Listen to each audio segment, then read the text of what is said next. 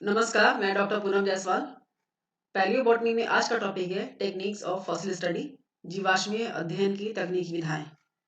जीवाश्म कैसे अध्ययन किया जाता है, क्या टेक्निक्स यूज किए जाते हैं, उनके बारे में हम आज विस्तार से देखेंगे। सबसे पहले छोटा सा परिचय। मुख्य रूप से 7 सोफिस्टिकेटेड टेक्निक्स यूज की जाती हैं जो कि फॉसिल स्टडी में काम आती हैं। इसमें से पहली है ग्राउंड थिन सेक्शन टेक्निक, दूसरी पील टेक्निक, तीसरी ट्रांसफर टेक्निक, चौथी मैसरेशन टेक्निक, पांचवी x ray technique, Chhathi माइक्रोटॉमी technique and सातवीं एक्सकेवेशन टेक्निक्स। इनके बारे में हम आगे विस्तार से एक एक टेक्निक्स के बारे में पढ़ेंगे। सबसे पहले ग्राउंड थिन सेक्शन टेक्निक, ये क्या होता है? ये जो टेक्निक है ये ज़्यादा सबसे सूटेबल होता है पेट्रीफैक्शन फॉसिल्स जो बनते हैं उनके अध्ययन के लिए। इसमें क्या होता है, जो भी फॉसिल होता है उसको सेक्शन के फॉर्म में लिया जाता है। वो कैसे करते हैं उसको देखते हैं। Specimen is cut into small size sections. Specimen जो भी होता है फॉसिल स्पेसिमेन उसको सेक्शन में काटते हैं और उसके बाद उसको its surface are smooth with 400 carborundum. Carborundum क्या होता है? Carborundum is silicon carbide and 400 is इसका जो होता है जीएमएस में मेजर करते हैं। इसे मेश साइज, कितने बड़े आकार के सैंड पेपर के जैसा होता है, जिससे कि it is a sharpening stone. Carborundum is sharpening stone और इसका जो कंपोजिशन है वो सिलिकॉन कार्बाइड होता है। वो स्मूथ करने के, सरफेस को स्मूथ करने के काम आता है। उसके बाद जो आपने सेक्शन काटी थी उसकी जो स्मूथ सरफेस होता है उसको ग्लास स्लाइड के ऊपर माउंट किया जाता है। जो स्पेसिमेन का सेक्शन आपने बनाया is mounted on a glass slide. उसके बाद उसको गर्म करते हैं and is coated with Merton resin. पिघले हुए रेजिन से इसको कवर कर देते हैं, कोट कर देते हैं। जो रेजिन होता है वो ठंडे होने के बाद बहुत हार्ड हो जाते हैं। यहाँ आप आगे की प्रोसेस नेक्स्ट आगे बताऊंगी मैं, इसको आप चित्र में देखकर समझ सकते हैं। जैसे सैंपल ब्लॉक जो स्पेसिमेन था आपका fossil specimen and this glass slide. उसके बाद सेक्शन को काटते हैं। उसके बाद उसको कार्बोरंडम 400 से उसको बहुत ही फाइन करते हैं, स्मूथ करते हैं, ग्लास स्लाइड पे रखते हैं और उसके बाद उसको रेजिन से कवर कर देते हैं। मेल्टन रेजिन से वो हार्ड हो जाता है ठंडा होने के बाद।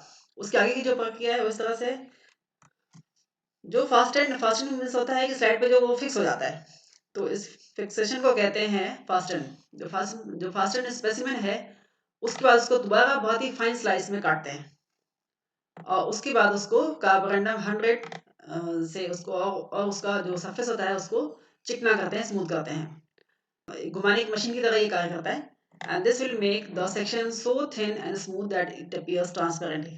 उसको घिसने की वजह से, कार्बोरंडम 100 से घिसने की वजह से जो सेक्शंस है वो बहुत ही थिन स्मूथ हो जाता है, इतना बारीक हो जाता है जैसे कि ट्रांसपेरेंट दिखने लगता है। उसके बाद उसको लिक्विड रेजिन में माउंट कर लिया जाता है और स्लाइड पे बेयर होने के बाद it is studied under microscope. एक बहुत बड़ा डिसएडवांटेज इस टेक्निक का ये है कि lot of material is wasted in obtaining thin section. एक थिन सेक्शन पाने के लिए जो फॉसिल मटेरियल था उसका बहुत सारा पार्ट बेकार हो जाता है।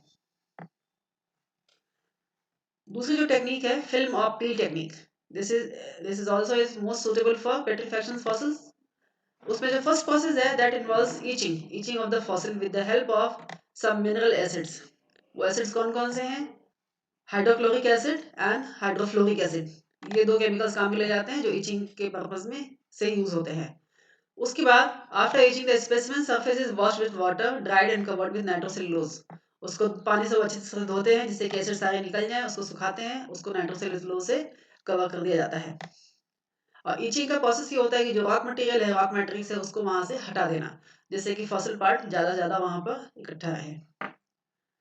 आफ्टर ड्राइंग जो हवा में सुखाने के बाद 6 घंटे तक इसको सुखाते हैं and the film is carefully peel. उसके बाद आप चित्र में देख सकते हैं जो फिल्म बन जाती है नाइट्रोसेलुलोज की, उसको बहुत बारीकी से निकाल लेते हैं and mounted on a slide bye Canada balsam. Canada balsam से इसको माउंट करके कवर कर दिया जाता है। उसके बाद बाइनोकुलर माइक्रोस्कोप से इसका अध्ययन करते हैं। ये आप देख सकते हैं, this is fossil, this is rock. इसमें यहाँ पर माउंटेड है, ये फॉसिल पार्ट है। उसके बाद नाइट्रोसेलुलोज की सरफेस, उसको पील कर लेते हैं ठंडा करने के बाद और उस पील में ये जो फॉसिल मटेरियल है वो आ जाता है और इसको सेक्शन काट कर माइक्रोस्कोप में देख सकते हैं। हाइड्रोक्लोरिक एसिड और हाइड्रोफ्लोरिक एसिड के अलावा दूसरे जो बहुत सारे मिक्सचर्स यूज होते हैं जो कि इचिंग के पर्पज से काम आते हैं, उसमें से जो एक मुख्य है मिक्सचर है butyl acetate, nitrocellulose, toluol and amyl alcohol and dehydrated castor oil. इनका जो मिक्सचर होता है वो भी ईचिंग सॉल्यूशन की तरह काम ले जाता है, लेकिन ईचिंग उस पर्पस के पहले, ईचिंग की तरह काम लेने से पहले इस मिक्सचर को 2 हफ्ते तक इसकी एजिंग की जाती है, उसको रख दिया जाता है जिससे कि वो इसकी एजिंग हो जाए। फिल्म टेक्निक को ज़्यादा एडवांटेज माना जाता है ग्राउंड सेक्शन टेक्निक के द्वारा, क्योंकि ये बहुत ही कम एक्सपेंसिव है। Ground technique is more expensive and थोड़ा फास्ट है ये।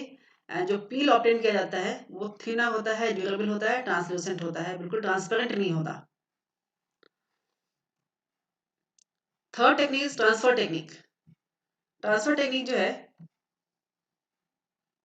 It is suitable for compression फसल। जो कंप्रेशन फसल होते हैं उनमें उनके अध्ययन के लिए काम आती है। कंप्रेशन मीन्स होता है रॉक के बीच में वो 2 प्रेस हो जाते हैं, कंप्रेशन फसल बनाते हैं, उनके अध्ययन के काम आता है। इसमें होता है क्या है, जो डेलिकेट फॉसिल मटेरियल्स हैं एंड स्ट्रक्चरल फीचर्स जो होते हैं उसके सरफेस के, वो जैसे कि वेनेशन पैटर्न, लीफ के वेनेशन पैटर्न्स होते हैं या फिर क्यूटिकुलर स्ट्रक्चर्स होते हैं, इनको आसानी से अध्ययन किया जा सकता है इस टेक्निक के द्वारा। और ये करते कैसे हैं? The face of the specimen, जो कि रॉक सरफेस पे लगी हुई जो स्पेसिमेन होती है उसको 2 कोट्स ऑफ पील सॉल्यूशन से ढक दिया जाता है, कवर कर दिया जाता है।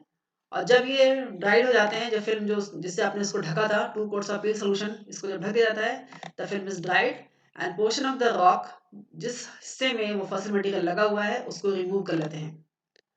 तो फॉसिल के साथ वो रॉक के साथ वो जो फॉसिल मटेरियल है वो भी साथ में आ जाता है। उसके बाद स्पेसिमेन को इमर्ज इन 25% हाइड्रोफ्लोरिक एसिड, ये एक तरह का ईचिंग सॉल्यूशन है, उसमें डिसॉल्व कर देते हैं जिससे कि रॉक मटेरियल जो है रॉक मैट्रिक्स से वो डिसॉल्व होकर हट जाता है वहां से। And finally the specimen is washed, specimen हमें प्राप्त होता है, उसको डिहाइड्रेट कर लेते हैं एंड माउंट कर लेते हैं। And this is the technique, this is the first A B C D E F G H तक आप लास्ट में आपको स्पेसिमेन प्राप्त हो जाता है। Fourth is maceration technique. Maceration technique कैसे करते हैं? इट इज सुटेबल फॉर पीट, लिग्नाइट एंड कोल। पीट, लिग्नाइट एंड कोल में जो फॉसिल पड़े रहते हैं उनके अध्ययन में काम आता है ये, मुख्य रूप से पॉलेंस एंड स्पोर एनालिसिस। जो स्पोर्स एंड पॉलेंस होते हैं उनके एनालिसिस में काम आता है। इसमें क्या करते हैं, जो फॉसिल मटेरियल है उसको इमर्ज करते हैं a mixture of 5% KOH, potassium hydroxide and concentrated nitric acid के सॉल्यूशन में 1 हफ्ते के लिए उसको डुबा के रख देते हैं, इमर्ज कर देते हैं। इस प्रोसेस में क्या होता है, break down of rock matrix, जो रॉक मटेरियल है वो ब्रेक डाउन हो जाता है, वो वहां से हट जाता है। And the plant fragments are then washed properly with water. Rock material हटने के बाद जो फॉसिल मटेरियल मिलता है प्लांट का, उसको वॉश कर लेते हैं पानी के साथ, और उसके बाद उसको NaOH सोडियम हाइड्रोक्साइड सॉल्यूशन में उसको इंक्यूबेट किया जाता है कुछ समय के लिए। Hydrofluoric acid is used for cleaning that is itching. Hydrofluoric acid के साथ जब ईचिंग करते हैं, क्लीनिंग कर देते हैं, उसके बाद जो प्लांट मटेरियल बचता है वो फॉसिल मटेरियल कलेक्ट कर लिया जाता है। These fragments are mounted on slides, और उसको स्लाइड पर माउंट करके उसका अध्ययन कर सकते हैं। Next is microtomy technique. Microtomy का मतलब होता है सेक्शन बनाना। माइक्रो मींस बहुत ही फाइन सेक्शन बनाया जाता है। This technique is useful for fossil woods. जो कास्ट होते हैं, लकड़ी होती है फॉसिल, उसके अध्ययन के काम आता है।